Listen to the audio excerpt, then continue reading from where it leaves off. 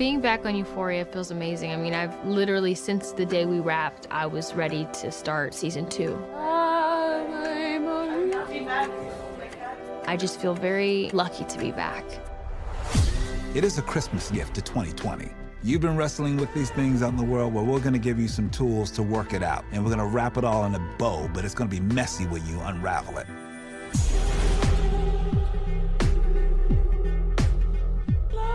We had prepped the entire season 2, and we were shut down on the Friday before we were supposed to start filming on a Monday. My instinct kind of immediately was, what can we do in the meantime?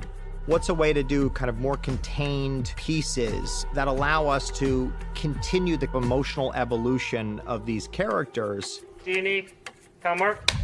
Sam had written a scene for season 2 that was Ali and Rue in a diner. I thought this episode was gonna be like some weird fever dream, and we're gonna be running around. There's lots of things going on, 178 scenes like he has in any episode. And then he sends me this script, and it knocked me off my feet. I just started to run with the idea of, well, what if we just never leave the diner and just stay inside of that conversation?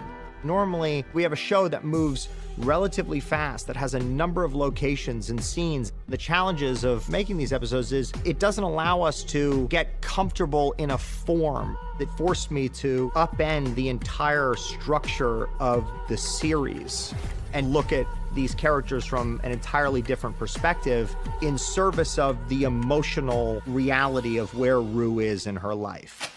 Look, Ali, I know you don't believe me, but I'm doing really good, actually. You think so? Yeah, for sure. I feel like I've found this, like, amazing balance where I'm, like, happy and healthy, and I'm not, like, looking to anybody else for that happiness, you know?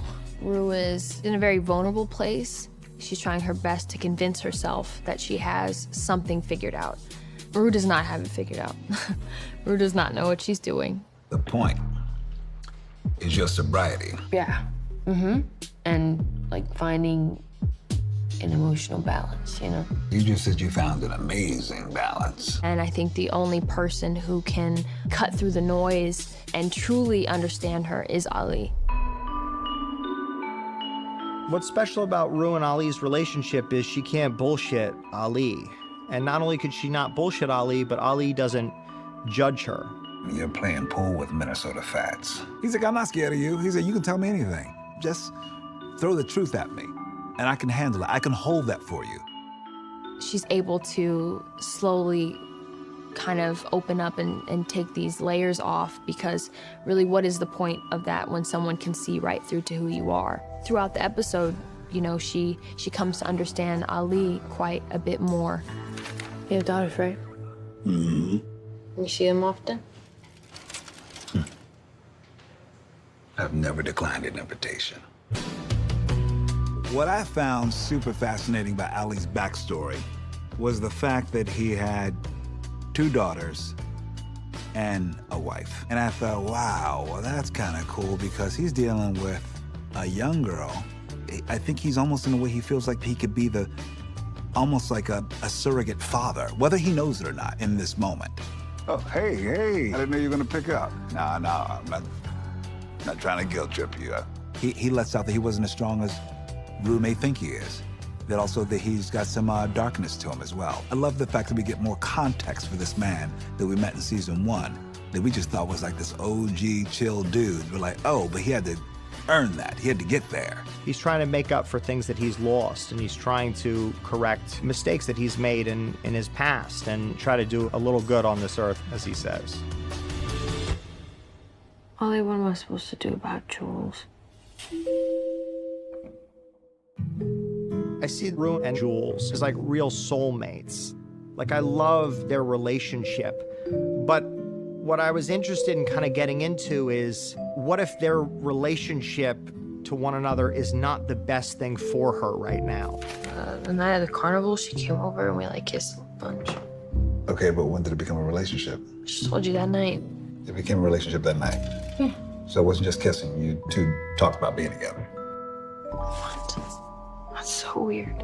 Rue fell in love with this idea of something that she never actually was clear about. And I think both of them don't know or have the emotional understanding to be able to have a conversation about how they feel.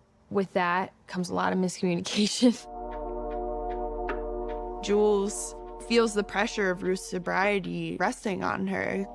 I think Jules is really worried that if she makes the wrong move with Rue, you know, it could go straight back to relapsing. And that's like countered with the two of them being very in love. She's constantly trying to find things outside of herself to ground her, to make her feel okay, and that she's connected to people. And I think she uses Jules for that. But therein lies the trap. It'll always go south because, you know, you can't place that burden on another individual. We talked about getting matching tattoos on the inside of our lips. Did you? No.